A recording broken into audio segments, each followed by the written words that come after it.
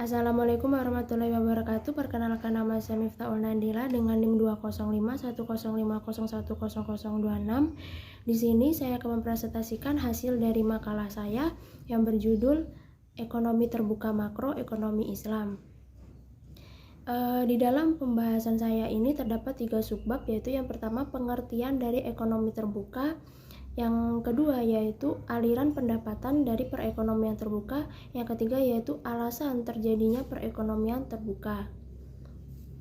Langsung saja, yang pertama saya akan menjelaskan tentang pengertian dari ekonomi terbuka. Jadi perekonomian terbuka itu adalah kegiatan perekonomian dalam suatu negara yang dimana perekonomiannya itu dapat terlihat secara luas di perdagangan dunia atau terlihat secara transparan.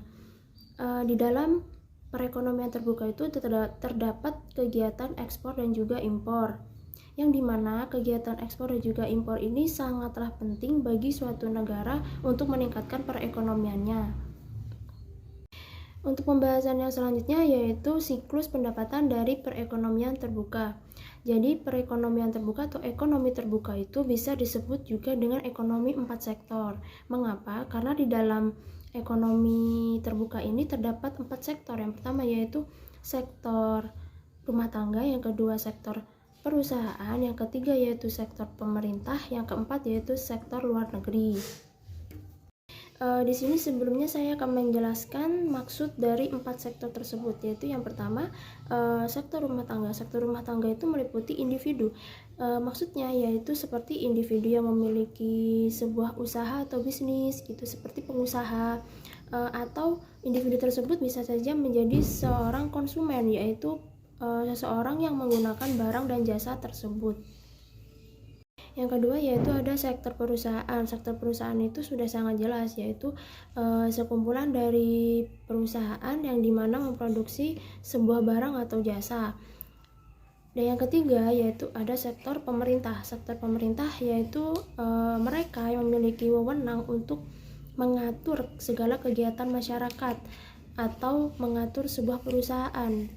Jadi seperti itu, mereka biasanya kalau sektor pemerintah itu mereka yang mengeluarkan sebuah aturan untuk ditaati si masyarakat.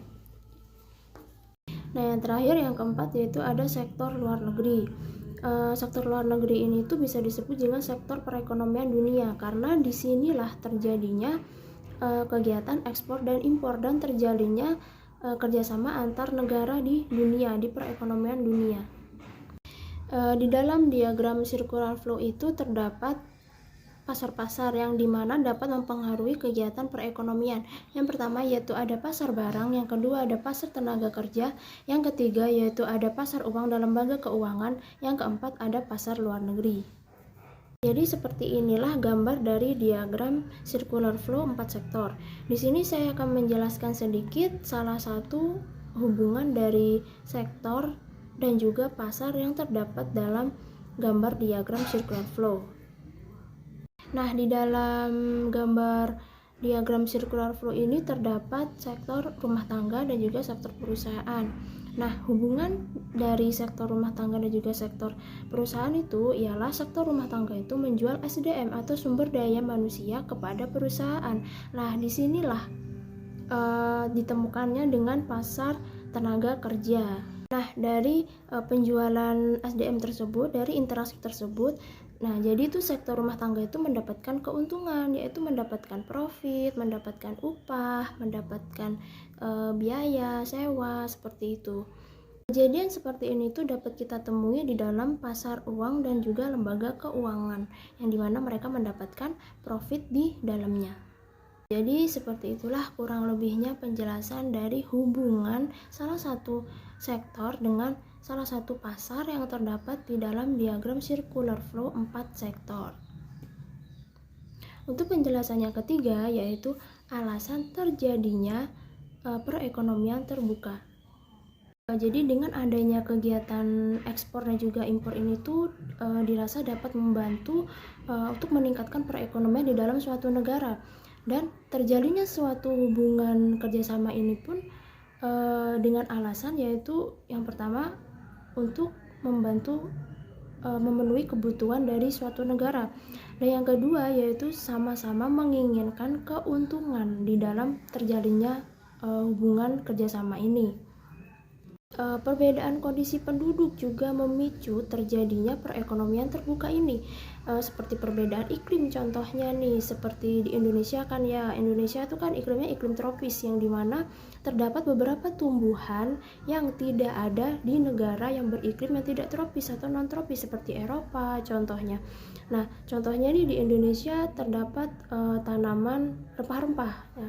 Rempah-rempah ini kan sangat dibutuhkan dan juga sangat dicari-cari di negara bagian Eropa. Nah, negara-negara yang membutuhkan tersebut yang tidak ada tumbuhannya di sana itu mengimpor tumbuhan rempah-rempah itu dari Indonesia. Jadi Indonesia itu mengirimkan atau mengekspor atau menjual rempah-rempah ini ke negara-negara yang membutuhkan atau mencari rempah-rempah ini. Jadi seperti itu. Nah, jadi disinilah terjalin kerjasama antar negara untuk menghasilkan keuntungan, yang dimana negara Eropa tersebut dapat mendapatkan barang yang mereka inginkan, sedangkan di Indonesia sendiri atau di negara kita sendiri itu mendapatkan hasil atau keuntungan dari menjual rempah-rempah tersebut kepada mereka. Nah, itulah yang dinamakan perekonomian terbuka. Nah, untuk alasan yang selanjutnya terjadinya perekonomian terbuka yaitu untuk menghemat biaya produksi. Jadi, suatu negara itu akan berspesialisasi untuk memproduksi suatu barang, karena jika mereka mengimpor barang dari negara lain itu membutuhkan biaya yang cukup mahal. Jadi, mereka memproduksi sendiri lalu ekspornya ke negara lain. Jadi seperti itu, dan itu kan akan mendapatkan keuntungan juga di situ dalam negara tersebut. Oke, sekian presentasi dari saya. Mohon maaf jika ada salah kata. Wassalamualaikum warahmatullahi wabarakatuh.